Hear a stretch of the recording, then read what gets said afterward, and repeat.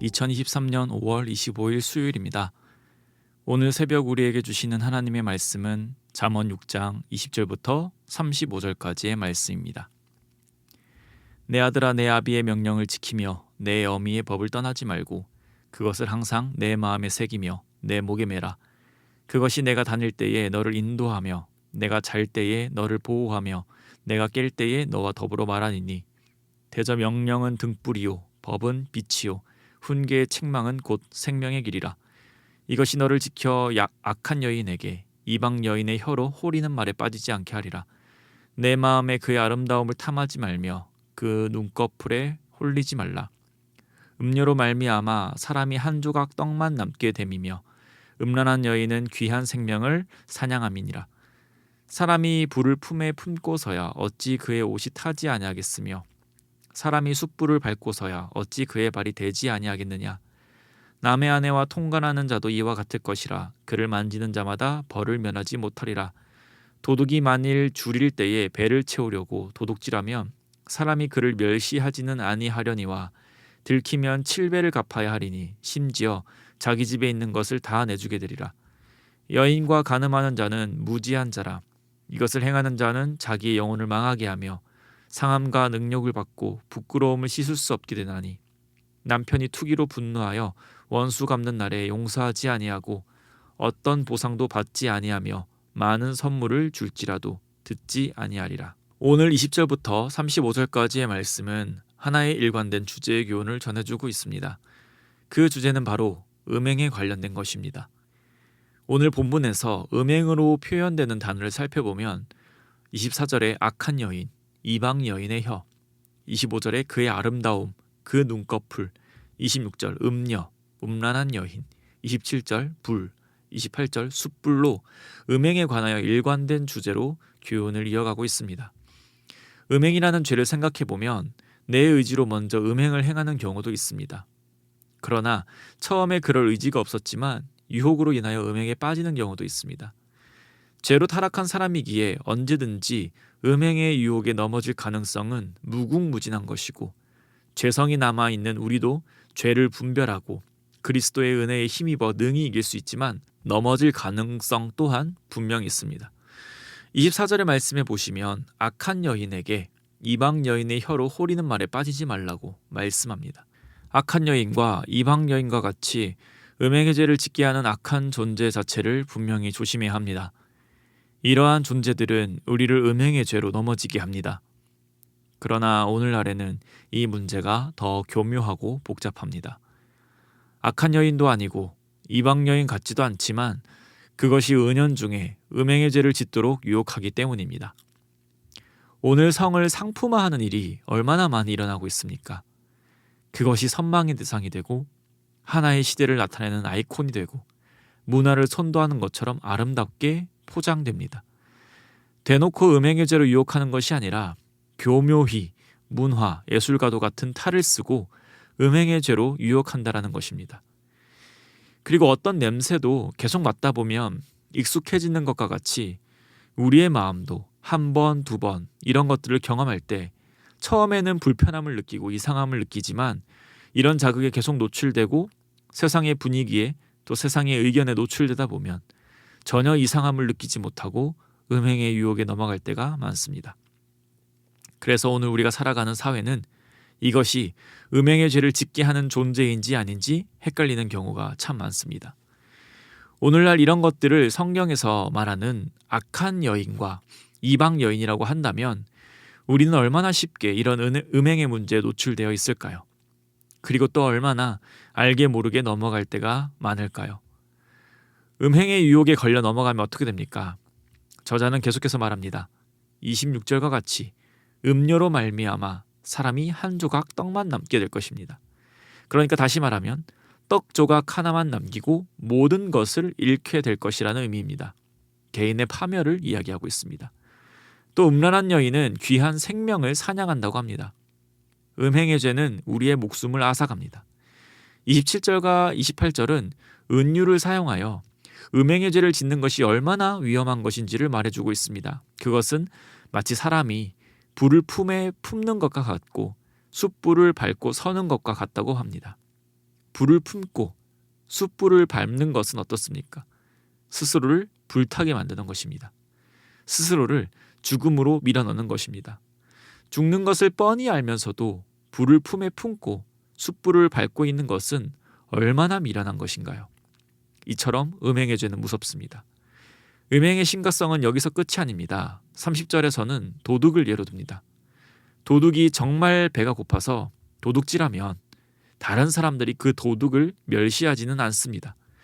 그러나 죄는 분명 지었기에 7배를 갚아줘야 합니다. 생계를 위해 도둑질하는 자가 얼마나 많은 재산을 가지고 있을까요? 그러니 이 도둑은 결국 망하게 될 것입니다. 그래서 음행하는 자는 이 도둑보다 더 못한 자가 된다고 이야기합니다. 도둑은 멸시를 당하지는 않습니다. 그러나 음행하는 자는 도둑과 같이 망하게 될 것이지만 멸시도 당하게 될 것입니다. 도둑보다 더 비참한 자가 될 것입니다. 이처럼 잠언의 저자는 계속해서 음행의 심각성에 대해 이야기하고 있고 인생과 영혼을 파괴하는 음행을 피하라고 권면하고 있습니다. 사랑하는 성도님, 음행의 유혹을 피해야 합니다. 오늘날 더욱더 교묘해진 음행의 유혹을 피해야 합니다. 또 음행이 예수님 말씀처럼 눈으로 보는 것으로 온다면 안목의 정욕까지도 이 개념을 확장할 수 있지 않을까요? 안목의 정욕도 우리는 피해야 합니다. 그럼 어떻게 피해야 할까요? 그 대답은 오늘 본문 초반절인 20절부터 23절에 나와 있습니다. 20절에 내 아비의 명령을 지키고 내 어미의 법을 떠나지 않으면 됩니다. 이것을 21절에서와 같이 마음에 새기고 목에 매라고 합니다. 그러면 22절과 같이 다닐 때에 너를 인도하고 잘 때에 즉 아무런 반응도 할 수 없을 그때 속수무책인 상황에서도 너를 보호하고 깰 때도 그러니 항상 너와 더불어 말할 것이다 라고 말씀합니다. 이 아비의 명령과 어미의 법은 등불이고 빛이고 생명의 길이라고 이야기합니다.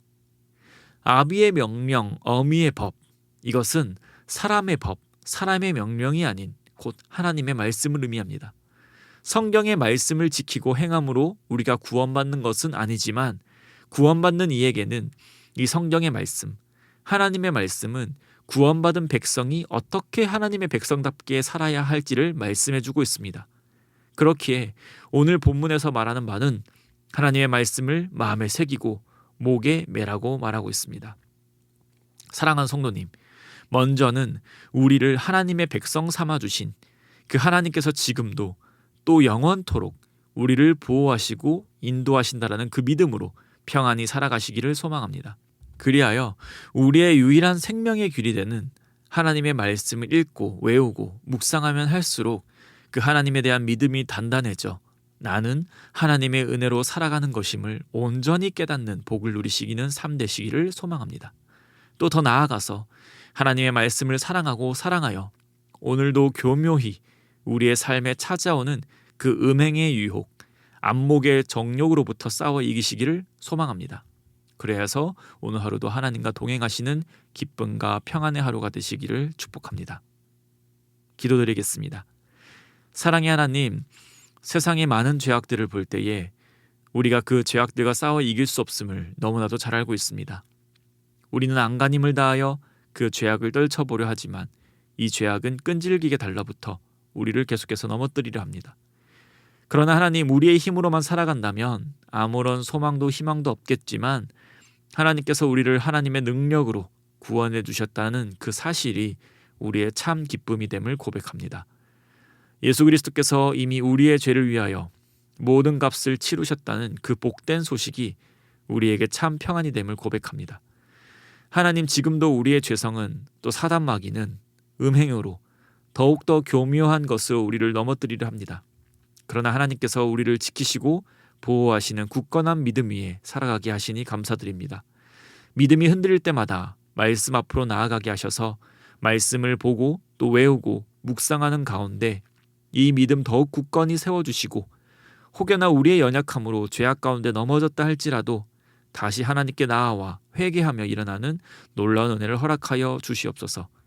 이제는 어린아이에서 조금 더 자라나 하나님이 원하시는 그런 삶을 살기 위하여 노력하는 자들 되게 하여 주시옵시고 오늘도 우리의 삶 속에 찾아오는 그 모든 유혹들로부터 피 흘리기까지 싸워 이길 수 있는 능력 허락하여 주시옵소서. 그런 삶을 통하여 하나님께 영광 올려드리길 소망하며 또 이웃들에게 하나님의 사랑을 전하는 오늘의 삶이 되게 하여 주시옵소서. 오늘의 말씀과 같이 우리를 선한 길로 인도하시는 그 하나님을 믿으며 또 오늘 우리의 삶을 통하여 영광 받아 주실 줄 믿사오며 이 모든 말씀 살아계신 우리 주 예수 그리스도의 이름으로 기도드립니다. 아멘. 이 시간 함께 기도하실 때에 주신 말씀을 붙들고 기도하시고 주간 기도 제목에 따라서 모든 소그룹 모임을 위해서 함께 기도하겠습니다.